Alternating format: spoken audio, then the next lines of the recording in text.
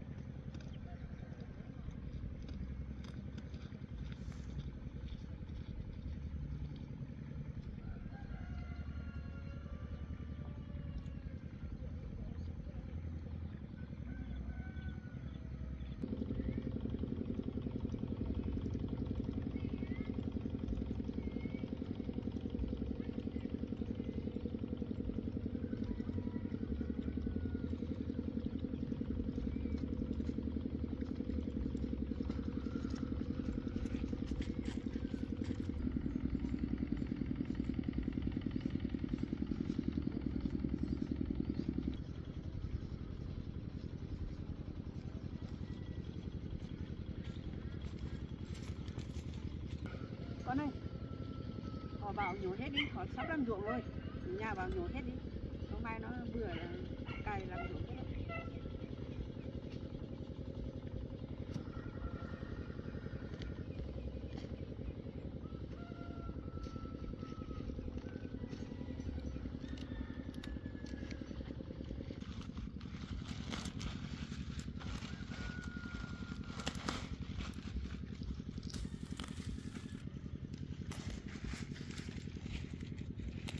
Lúc nào to nhỏ hết đi con ạ.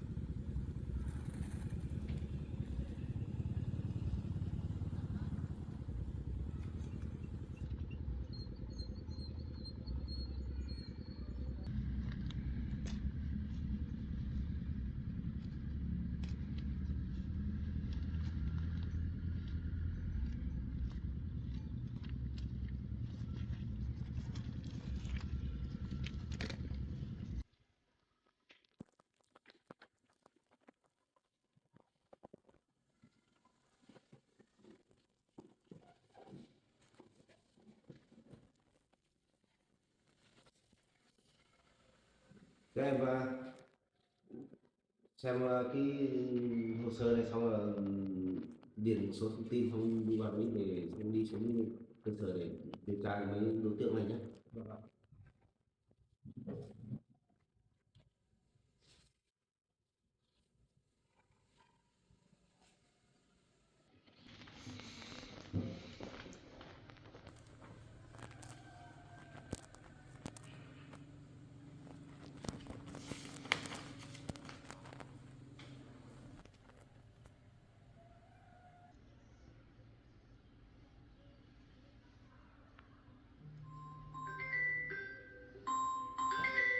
Chú xem hồ sơ nhé, em nghe điện thoại.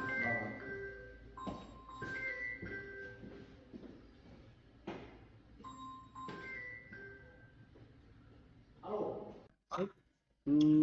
Gọi em có việc gì đấy? Hôm qua cũng xem cái đơn kiện của chỗ chị Nguyệt chị Nghiệp ấy. Vâng. Thì bây giờ sao để một người cán bộ công tác cùng mình để cho người dân viết đơn kiện. Dạ vâng, sếp ơi, chỗ anh Hằng ấy, chú Hằng ấy, em Hằng ấy thì là em cũng qua quá trình theo dõi và điều tra thì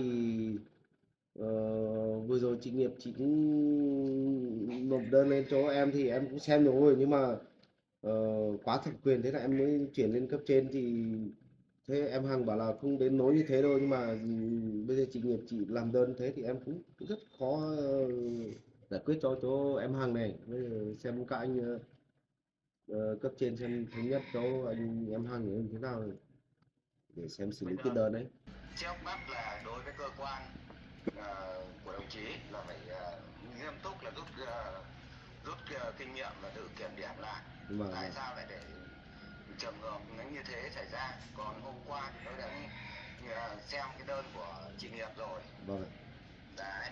Thì bây giờ là trước mắt là trên chỉ đạo xuống là tạm thời sẽ đình chỉ công tác đối với đồng chí Hằng Vâng, vâng. một thời gian. Vâng. Cơ quan ở dưới sẽ tiến hành điều tra xem là có đúng theo cái sự thật mà chị Nghiệp chị đã viết đơn kiện không nha. Vâng, vâng, vâng. Còn nếu trường hợp mà đúng là như thế thì một là sẽ phải xử lý thật nghiêm. Vâng. Đối với cái trường hợp này. Vâng, vâng. Còn đối với nếu mà cái trường hợp mà còn nếu qua các đồng chí ở dưới các đồng chí điều tra mà cái mức độ mà cái tính chất nó còn cao hơn nữa mà không nằm trong cái thẩm quyền để xử lý kỷ luật đấy. Vâng. Thì sẽ báo cáo lên cho tôi để tôi sẽ có để tôi sẽ chỉ đạo các cơ quan để xuống điều tra lại và đưa ra cái hình thức kỷ luật để làm sao cho người dân người ta không bao giờ người ta có cái dị nghị đối với công tác cán bộ của chúng ta cả. Vâng, vâng, vâng. Vâng. Đấy. Vâng. Nên là yêu cầu các đồng chí là trong ngày hôm nay là đồng chí phải tạm đình chỉ chỗ đồng chí Hằng và Vâng, điều vâng. tra thật kỹ nha. Vâng, vâng. Rồi. Thì sếp em sẽ thực hiện luôn ạ. Rồi. Thế nha. Vâng, em chào sếp ạ. Vâng.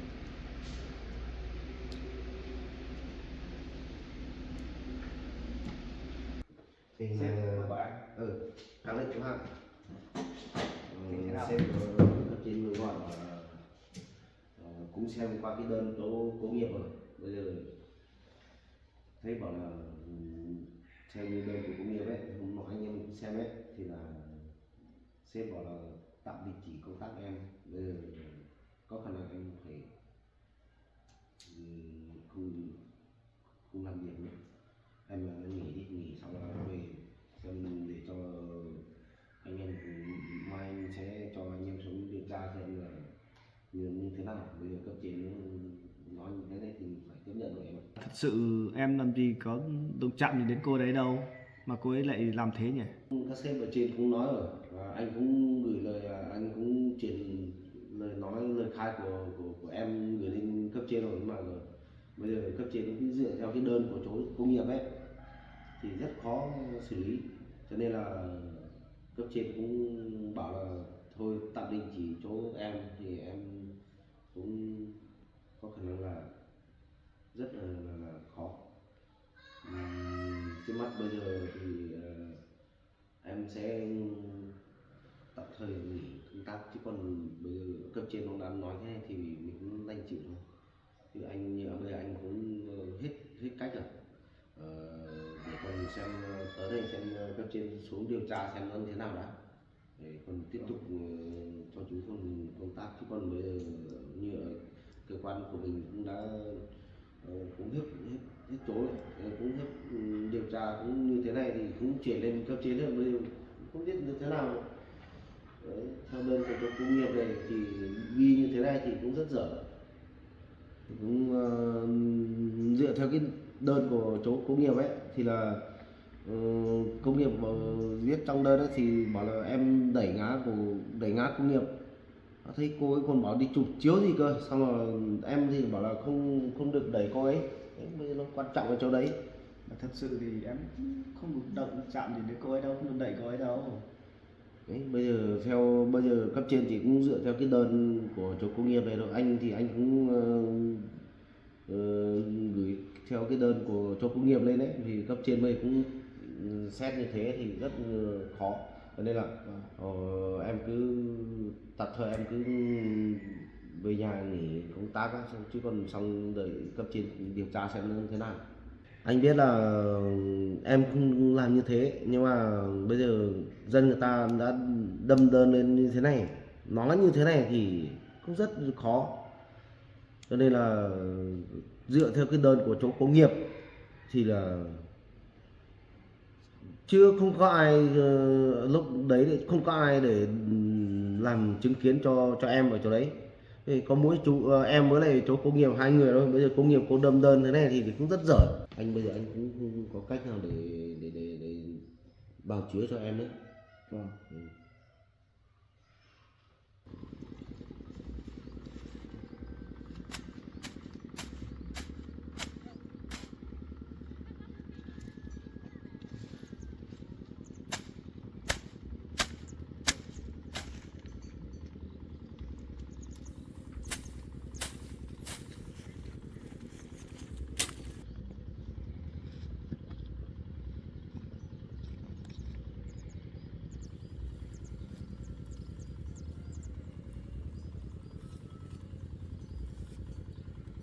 Có chỗ để thế này, để bẩn.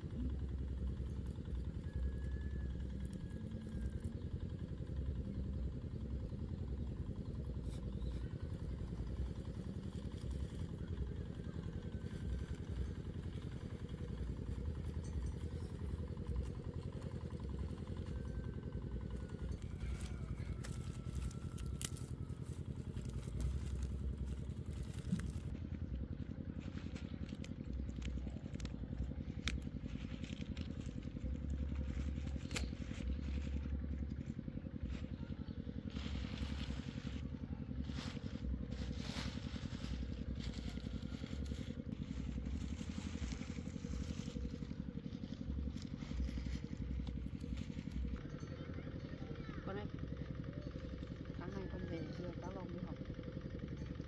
Cháu Long đi là mẹ con nhìn thấy bóng báng cảm thấy thiếu cái gì nhỉ? Cháu Long ở đây thì mình thấy vui vui. Trong nhà mình có con có cháu mình thấy vui lắm.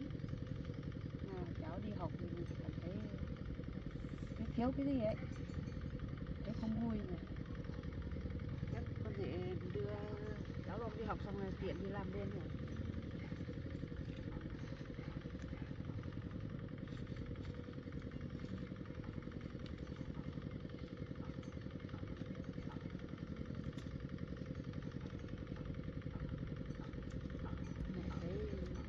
Cháu Long thấy thương các cháu lắm, đang tuổi ăn học cho đi học thôi, nhưng mà cảm thấy mẹ con mẹ ở nhà thấy cứ thiếu cái gì ấy, buồn. Với lại ấy, cháu Long ở với mẹ con mấy hôm nay ấy, nó thích tâm sự ấy, nó thích ăn cái gì nó bảo ăn quả, nó thích ăn bắp cải cái gì nó cũng bảo mẹ con mình hết nhỉ, thấy vui.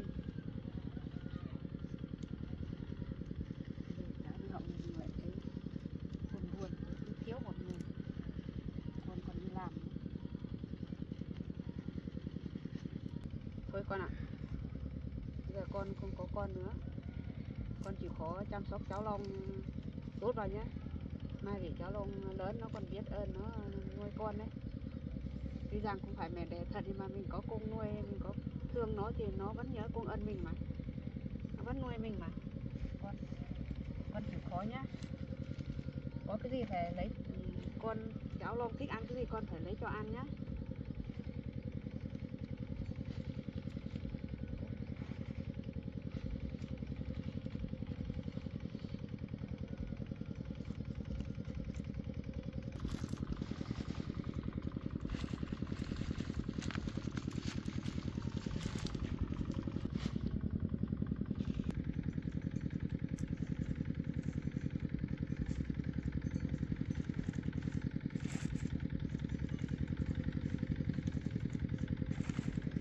Đấy, em gặp trường hợp này em phải báo cáo lên cho về cơ quan, để cơ quan cử người thêm xuống để làm việc. Lần này em đi như thế này một mình, xong rồi em gặp em xử lý luôn thì chỗ cô ấy bây giờ lại còn xích mích, còn lấy thù oán với em nữa, nó rất dở, khó xử lý lắm bây giờ. Mà thật không ngờ lại xảy ra chuyện này ạ.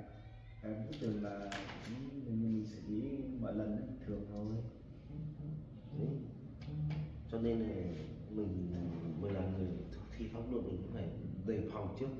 Mà cái công nghiệp này cũng hay thật đấy, nó nhặt được của rơi rồi thì gặp lực lượng chức năng thì phải trao trả để cho mình tuyên truyền để còn trả cho nhân dân, ai đánh rơi chứ bây giờ lại nằm xuống ăn vả chứ.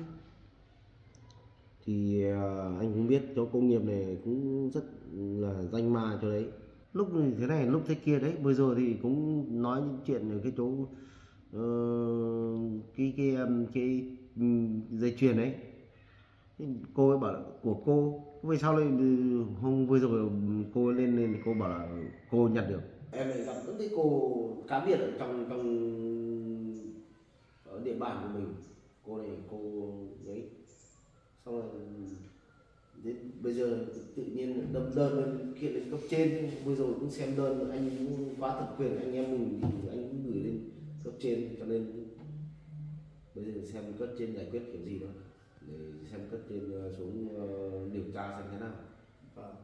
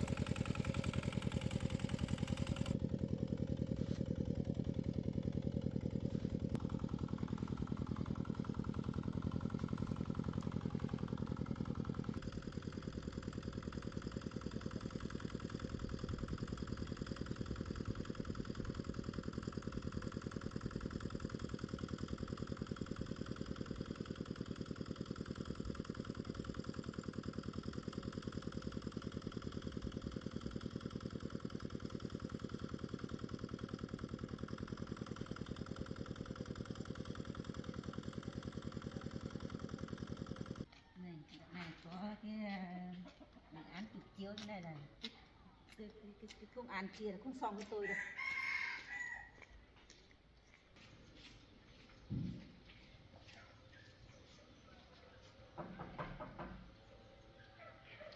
Cô qua đây đây. Đây. Có gì đấy cô? À. Cô lấy cái phim chụp chiếu đây này. Bệnh án của cô đây à? Vâng. Đấy cô mời cô ngồi. Còn chân tay sưng hết, vòng gần hết rồi, mai không với.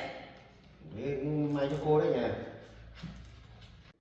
Có phải cái tờ của cô đấy hay là cô lại lấy đâu ra đấy? Đấy không phải của cô à? Cháu còn đẩy cô ngã, còn đau chân tay hết rồi, bây giờ còn cái gì? Đây có phim chụp chiếu đây, hẳn hoi đây rồi, còn cháu còn cái gì nữa? Đúng rồi em ạ. Cái này là những phim của cô Nghiệp ấy.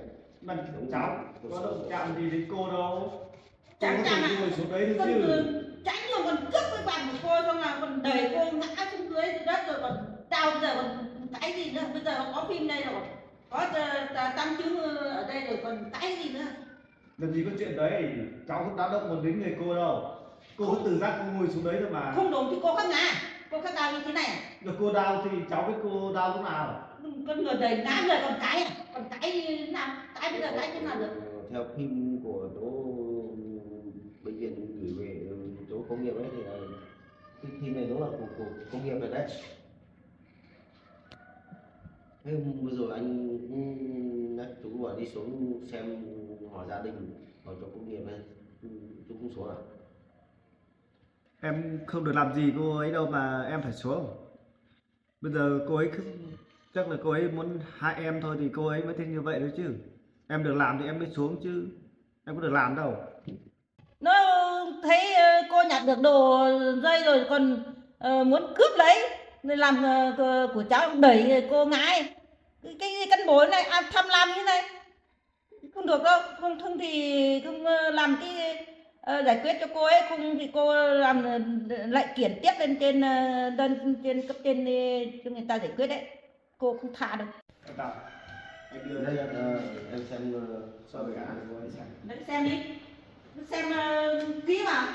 Ừ, có ai làm dối đâu, đây là bác sĩ đi chụp chiếu thấy rồi, bong tay rồi còn bong cả cái bên mông đây rồi, cắt chết rồi, phải thì niên nữa mà đẩy cô ngã rồi còn không đau. May cho con may lắm đấy, không thì cô lại đâm vào cái cột còn chết mẹ đi. Đấy, xem đi, đây này, con xem đây này, đấy sơn đây này, đây con xem cái kỹ đi. cô cứ ngồi đấy để em xem thế nào. Phong ngân hết rồi, người ta già rồi, Tạo làm gì nó động đến cô đâu. đẩy người ta già rồi, đẩy người ta ngã rồi cả tao à? Chắc cô lại đi đâu ngã là cô ăn vạ ấy. Lạ gì. Cái gì à, đi đâu mà ngã là đi bác sĩ mà bảo là đi đâu mà ngã. Mấy cái chỗ bầm tím với chỗ bong gân ấy, có phải là cô đã bị trước rồi không? Mà bị lâu bác sĩ chẳng biết à? Nó bị lâu nếu mà đi từ trước thì đau thì còn đi chơi được à? Còn đi nhặt được đồ rơi à? Chẳng cháu đẩy thì ai đẩy nữa? Đây này, bác sĩ vừa đi chụp đây này, vừa chụp xong là thấy đây này. Ai biết trước rồi đâu. Alo, Làm người ta ngã rồi bây giờ còn cãi. Cháu đã được động chạm gì với cô đâu mà cháu đi đẩy. Cái đơn của cô này cấp trên chưa nói gì à? thưa cô là đơn của cô cháu gửi lên cấp trên rồi, cấp trên xem qua rồi, cũng tạm thời đình chỉ chỗ em Hằng này rồi. Chẳng qua là cháu vừa nhận được quyết định tạm đình chỉ cho em Hằng này, cô không lo đâu. Tôi không lo cái gì. Cái này còn điều tra cái gì nữa, bây giờ có cái phim này rồi còn đi xem này còn giải quyết luôn thì còn cái gì nữa. Bây giờ cô cũng phải từ từ để cho cấp trên xuống điều tra rõ Điều ràng tra xem thế nào chứ. điều tra cái gì? Đây có rõ ràng đây là còn điều tra cái gì nữa. Đây thì cái này hồ sơ của cô cứ để đây, còn cháu khác chuyển lên cấp trên để cấp trên nó xuống cho người xuống điều tra ấy. Không rõ ràng ở đây rồi còn điều tra cái gì. Xương khớp gãy hết rồi còn bong hết rồi còn điều tra cái gì nữa không giờ? Đây cô cứ để hồ sơ đây, xong rồi mai một cháu sẽ chuyển lên cấp trên. Cái gì gửi đi cấp trên nữa. Bây giờ thì làm mấy luôn mình đi để làm cho nó săn phẳng đi, xong là còn cháu này còn đẩy ngã không, còn đền tiền đi chứ, không thì cho thôi việc đi. Nhưng không phải thôi việc là đâu, không đâu, phải đền tiền cho tôi thuốc thang cho tôi đấy. Này đi Trước mắt bây giờ cũng cấp trên cũng tạm đình chỉ rồi, cô cứ yên tâm đi. Nó chờ cấp trên xuống xử lý điều tra xem thế nào đã. Đấy, tôi nói chuyện chưa xong lại chạy đi đâu? Giải quyết cái này chỗ này xong thì mới đi được chứ. Cháu đi ra vệ sinh một tí, cái đấy là cái phép cô à? Chứ nói chuyện đã đi vệ sinh đi. Nói chuyện chưa xong lại đi. Cô ạ, thật ra thì cháu qua nghe cho em Hằng cũng nói chuyện rồi. Em Hằng bảo không được đẩy cô, mà sao cô đi chụp chiếu để ra nhiều thứ thế này thì cũng rất là khó xử lý cho em Hằng này. Rõ ràng rồi, nó không không đẩy thì các tự đào à? Nó có rõ ràng ở đây rồi. Gì nó có rõ ràng ở đây rồi còn cái gì nữa? Phải như thế cho nó đình chỉ việc nó làm đi. Nếu lão ấy làm đẩy dân như này. Cô xem thế nào để ấy, còn chỗ em Hằng này cũng công tác lâu năm ở đây rồi thì xem nó không đến nỗi thì em Hằng cũng nói rồi, cũng nói chuyện với cô rồi, bọn cháu cũng qua điều tra bọn cháu cũng biết rồi, bảo là không được đẩy Nó cô. đẩy đấy, nó đẩy cô mới ngã xuống đấy, còn cô mới đau này đấy, không thì sao mà cô ngồi xuống mà cô đau như thế? Thế thì là một Thì trước này thì cô cứ yên tâm đi, trước mắt bây giờ bọn cháu sẽ bây có cái phim với lại hồ sơ bệnh án của cô thì bọn cháu sẽ gửi lên cấp trên để cấp trên cử người xuống thì điều người tra. làm cũng ăn nhưng mà nó không nó có nói cái gì đẹp đâu, nó còn giơ tay về chắn lấy cái đồ của cô, xong lại còn đẩy cô, không cho cô về chứ, còn đẩy cô ngái chứ. Được rồi, cô cứ ấy thì cô cứ yên tâm đi, bọn cháu sẽ gửi cái kết quả như thế này, cái kết quả trong phim này để gửi lên cấp trên, để cấp trên xuống điều tra xem thế nào.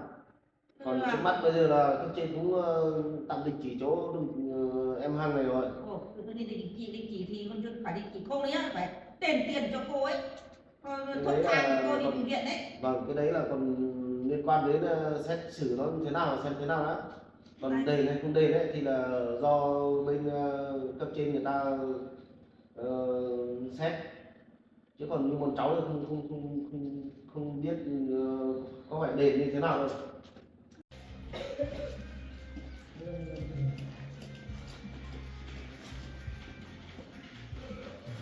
Cô nói sao à? Vâng, cháu có mua. Cháu mua cái nào? Gà chua nó uống nhiều gà thì cháu muốn làm chua ấy, làm ra rồi.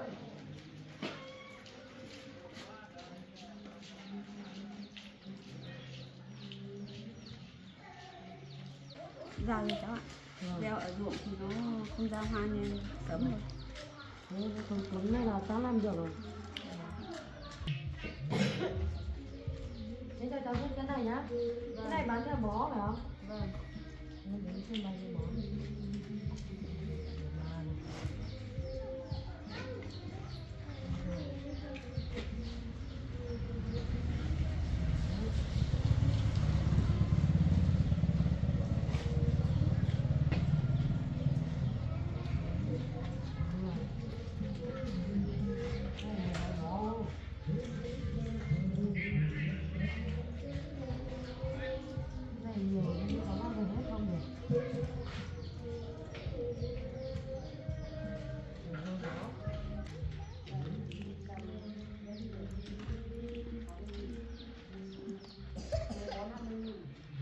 Cái này một bó 5.000 đó.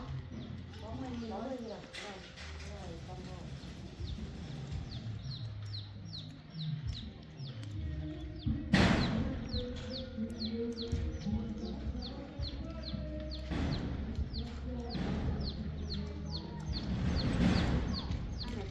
Cô về nhé. Vâng.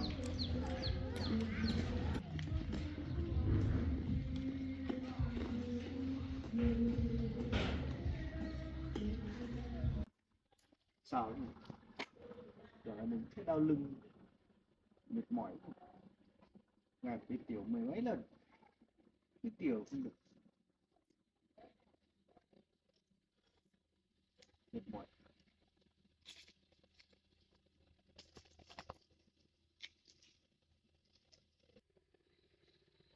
Đấy cô ạ, bây giờ có mặt cô đây, em vào đây đi. Ờ, cấp trên cũng vừa gửi báo cáo rồi là tới đây ngày mai cháu sẽ gửi cái hồ sơ của cô lên nữa, thì trước hết bây giờ có mặt cô ở đây thì em Hằng tạm thời là đình chỉ công tác. Thế còn chờ cấp trên xuống điều tra nó thế nào, chứ bây giờ thì bắt em Hằng nghỉ việc luôn thì cũng không được. Thôi bây giờ cô cứ về nhà đi, không có gì bọn cháu gọi cô đến để làm việc tiếp. Ok, thế là phải đình chỉ xong là tạm dừng công tác, nó còn phải tiền Vâng, cái đấy là do cấp trên quyết định chứ còn bọn cháu không quyết định được đâu. Cô cứ về nhé. Vâng.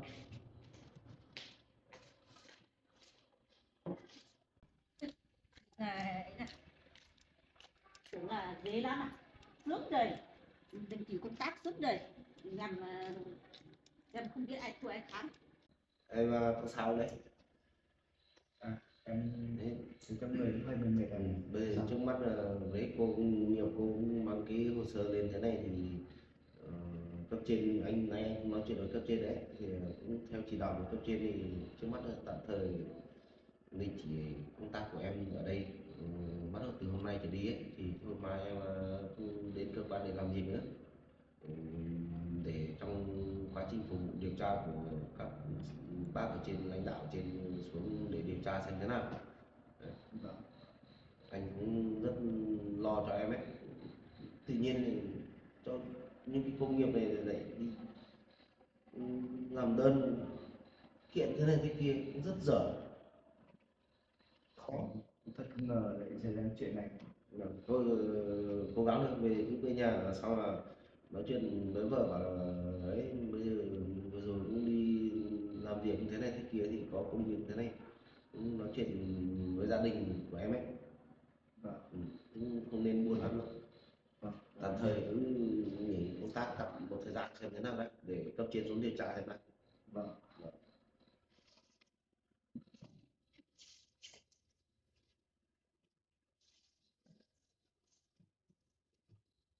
Bây giờ một là em cứ về đi. Đấy. Hồ sơ của anh này. Rồi xong rồi Tiếp sau này. rồi mai anh xem qua rồi có gì anh bổ sung sau. Em một là anh cứ nghỉ đi.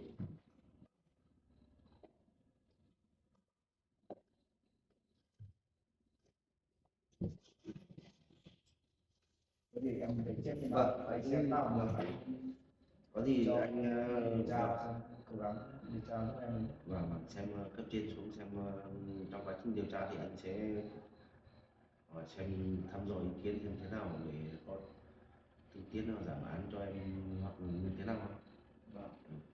Trước mắt bây giờ thôi cứ phụ thuộc vào người ta xem theo đơn với lại cái hồ sơ của chỗ hồ sơ bệnh án của chỗ công nghiệp này thì cũng như thế này. Vâng.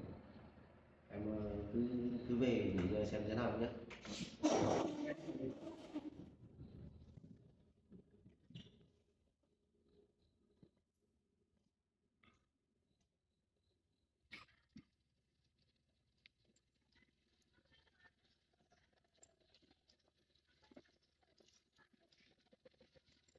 Nhân mình oan thế này phải đi chỉ công tác về nhà nói mẹ với vợ sao.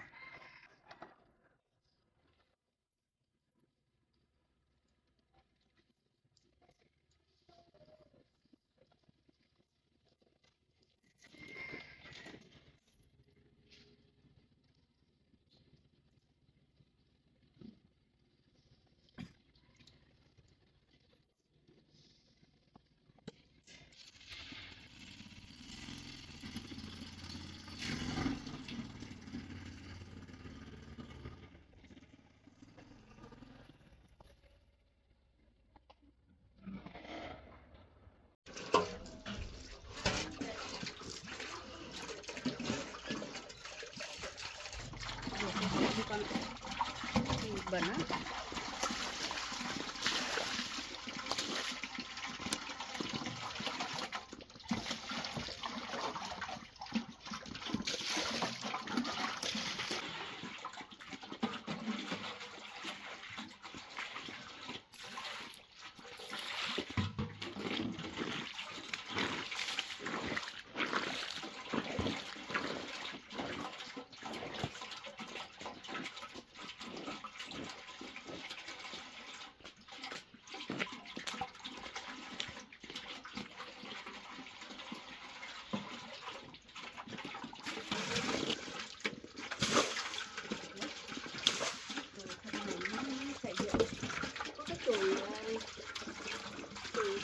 Lá cỏ cái gì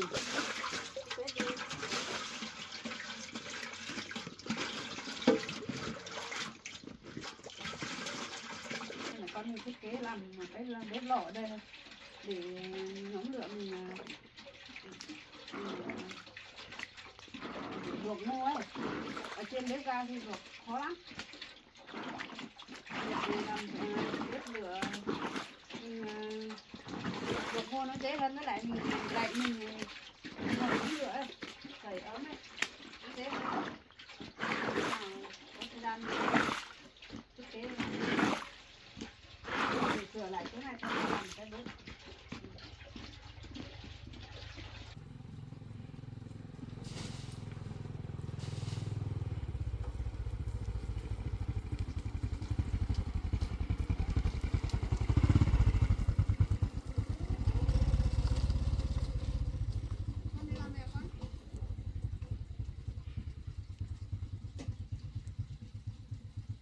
Đẩy cho con ạ.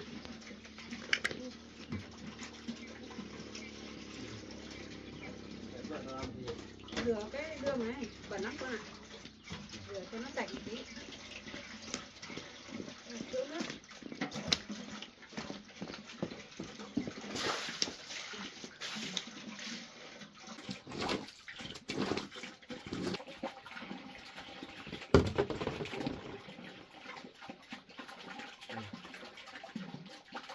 Sao đấy?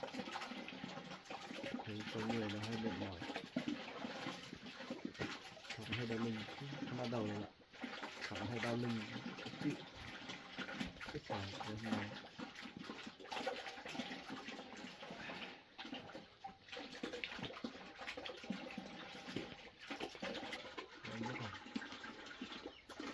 Con này, Dạ hôm nay con đi làm về mày nhìn thấy con sao buồn thế? Con ốm à? không sao đâu mẹ.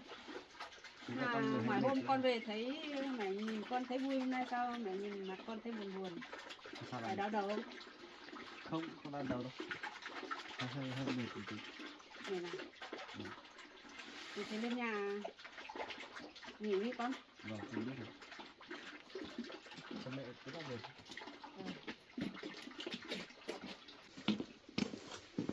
Vậy, anh sao đâu? Để hơi mệt mỏi một chút. Em với mẹ cứ làm việc nhé. Con gái cứ đưa con rể lên nhà đi, mẹ khắc từ dọn một tí ở đây mà. Có việc đâu. Cứ để vợ con với mẹ làm việc.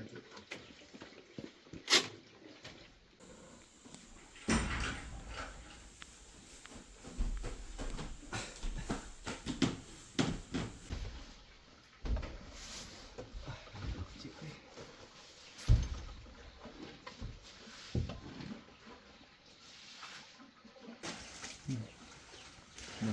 Mình còn bị chỉ có phức tạp thôi. Mình nói với vợ thì mẹ thế nào này. Cho chồng mẹ này. Con cứ lên trên hỏi chồng con xem, sợ mẹ sợ chồng con đau đầu ấy. Nhìn mặt thấy buồn buồn ấy.